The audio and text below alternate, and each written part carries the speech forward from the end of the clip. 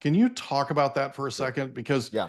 not a lot of people, I did, just so you know, after I finished your book and before you were gracious enough to accept my invitation to come on, I did send out a copy of the cover Yeah. out to on my social media accounts, all of them, and Thank you. recommended that people read your book.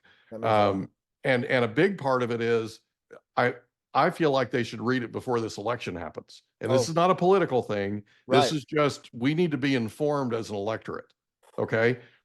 So talk about the Doha thing for a second, because one of the things that you mentioned, and I want to make sure I understand this correctly, but one of the things that you mentioned was this entire thing was done between the US federal government and the Taliban, and the Afghan government was not involved at all.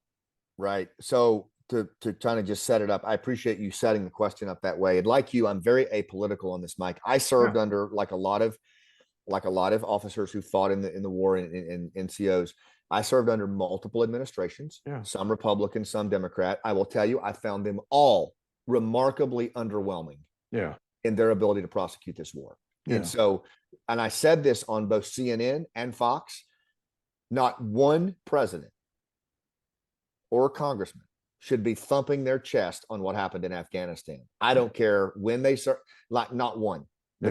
because of how this thing went down. It was cumulative, and everybody carries a load of responsibility, including myself. Yeah. Now, all that to say, President Biden will always own this botched withdrawal, and history will never let that go, and they shouldn't, right? But the Doha Accords that led up to the withdrawal, Right.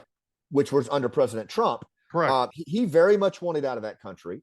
And I will tell you, Sean Ryan and I interviewed Ahmed Massoud, who is the leader of the National Resistance Front right now.